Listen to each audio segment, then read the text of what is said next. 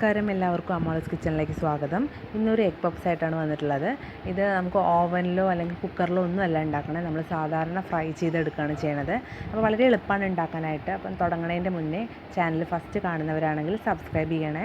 അതുപോലെ നിങ്ങൾക്ക് ഇഷ്ടമാണെങ്കിൽ വീഡിയോസ് ഒന്ന് ഷെയർ ചെയ്യുക. അപ്പോൾ നമുക്ക് തുടങ്ങിയാലോ. ഞാനിപ്പോൾ 2 കപ്പ് മൈദ എടുത്തിട്ടുണ്ട്. പിന്നെ ഒരു മുട്ട വേണം. പിന്നെ കുറച്ച് നെയ്യ് വേണം. ഞാനിപ്പോൾ മിൽമയുടെ നെയ്യ് എടുത്തിട്ടുള്ളത്. മാവ് കുഴയ്ക്കാൻ വേണ്ടിയിട്ടുള്ളതാണിത്. ഞാനിപ്പോൾ മുട്ടയുടെ മഞ്ഞക്കരു മാത്രമേ എടുത്തിട്ടുള്ളൂ. എഗ് വൈറ്റ് നമുക്ക് മാറ്റി വയ്ക്കാം. ഈ മാവിലേക്ക് 1 സ്പൂൺ നെയ്യും കൂടെ ചേർത്ത് കൊടുക്കുകയാണ്. ആവശ്യത്തിന് ഉപ്പും കൂടെ ചേർത്തിട്ട് നന്നായിട്ടൊന്ന് കുഴച്ചെടുക്കും. ഇപ്പോൾ ഇവിടെ കുറച്ച് വെള്ളം കൂടെ എടുത്തിട്ടുണ്ട്. അത് ചപ്പാത്തി മാവിനേക്കാളും കുറച്ചും കൂടെ ലൂസായിട്ടൊന്ന് കുഴച്ചെടുക്കാം. സോഫ്റ്റ് ആയിട്ടാണ് മാവൊന്ന് കുഴച്ചെടുക്കേണ്ടത്. നമുക്കിതിനി ഒന്ന് റസ്റ്റ് ചെയ്യാനായിട്ട് വയ്ക്കാം. ഇതിൻ്റെ ഫില്ലിങ്സ് റെഡിയാക്കി എടുക്കാം. ഞാനിപ്പോൾ 2 ടേബിൾ സ്പൂൺ വെളിച്ചെണ്ണയാണ് ഒഴിച്ചിട്ടുള്ളത്. ഒരു മീഡിയം സൈസ് വലിയ ഉള്ളി ഒന്ന് വഴറ്റിയെടുക്കാം. ഉള്ളി പെട്ടെന്ന് വാടി കിട്ടാനായിട്ട് കുറച്ച് ഉപ്പിട്ട് കൊടുക്കും. ഇതിലേക്ക് ഒരു പച്ചമുളകും അതുപോലെ ചെറിയൊരു ഇഞ്ചിയുടെ കഷ്ണം കൂടെ ചേർത്ത് കൊടുക്കുകയാണ്. ഉള്ളി ഒന്ന് വാടി വന്നിട്ടുണ്ട്. ഇതിലേക്ക് 1/2 കഷ്ണം തക്കാളി ചേർക്കുകയാണ്. ഉള്ളിയും തക്കാളിയും നന്നായിട്ടൊന്ന് വാടി കിട്ടിയിട്ടുണ്ട്. ഇതിലേക്ക് ഞാനൊരു 1/4 ടേബിൾ സ്പൂൺ മഞ്ഞൾപ്പൊടി ചേർക്കുകയാണ്. അതുപോലെ ഒരു 1/4 ടേബിൾ സ്പൂൺ മുളക് പൊടി കൂടെ ചേർത്ത് കൊടുക്കുക.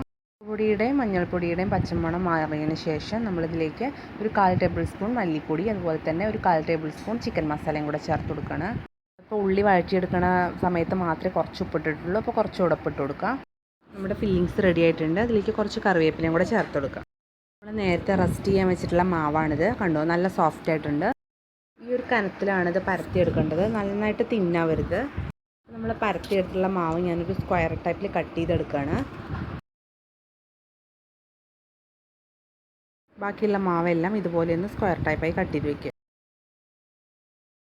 ഇതിനിടയിലൊരു കാര്യം പറയാൻ വിട്ടു. നമ്മൾ മുട്ടയിൽ നിന്ന് പുഴുങ്ങിയെടുക്കണം കേട്ടോ. ഞാനിപ്പോൾ ഒരു 2 മുട്ടയാണ് എടുത്തിട്ടുള്ളത്. അത് പുഴുങ്ങിയെടുത്തിട്ട് നടുവൊന്ന് കട്ട് ചെയ്തെടുക്കാം.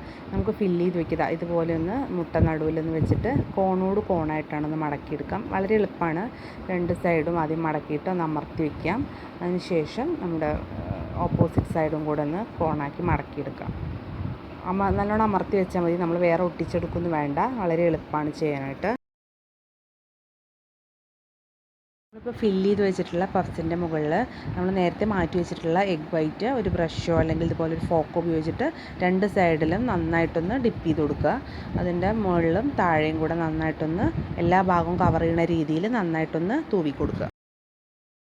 ഇപ്പോൾ നമ്മുടെ എല്ലാ പഫ്സിലും എഗ് വൈറ്റ് നന്നായിട്ടൊന്ന് മുക്കിയെടുത്തിട്ടുണ്ട്. ഇനി നമുക്കിതൊന്ന് ഫ്രൈ ചെയ്ത്. ഞാനിപ്പോൾ റൈസ് ബ്രാൻഡ് ഓയിലാണ് ഉപയോഗിച്ചിട്ടുള്ളത്. തവിടെണ്ണ. നിങ്ങൾക്ക് ഏത് ഓയിൽ വേണമെങ്കിലും യൂസ് ചെയ്യാം കേട്ടോ. എണ്ണ നന്നായി തിളച്ച് വരണം. എന്നിട്ട് നമുക്കിത് ഓരോന്നോരോന്നായിട്ട് ഇട്ട് കൊടുക്കാം. കുറച്ച് മുങ്ങിക്കിടക്കുന്ന രീതിയിൽ നമ്മൾ എണ്ണ ഒഴിച്ചു കൊടുക്കുക.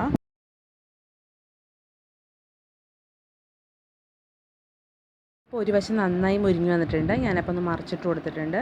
2 വശം കൂടെ നന്നായിട്ട് മുരിഞ്ഞതിന് ശേഷം നമുക്കൊരു സെർവിങ് ഡിഷിലേക്ക് മാറ്റാം.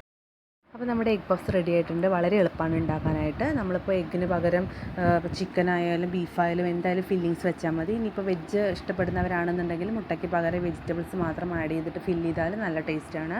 അപ്പോൾ എല്ലാവരും ഒന്ന് ട്രൈ ചെയ്ത് നോക്കണം. നിങ്ങൾക്ക് എല്ലാവർക്കും ഇഷ്ടമാവും. ഇഷ്ടമാണെങ്കിൽ നിങ്ങൾ ഷെയർ ചെയ്യുക, സബ്സ്ക്രൈബ് ചെയ്യുക, നിങ്ങളുടെ അഭിപ്രായങ്ങളും നിർദ്ദേശങ്ങളൊക്കെ അറിയിക്കണം. അപ്പോൾ മറ്റൊരു വീഡിയോ ആയിട്ട് വീണ്ടും കാണാം. താങ്ക്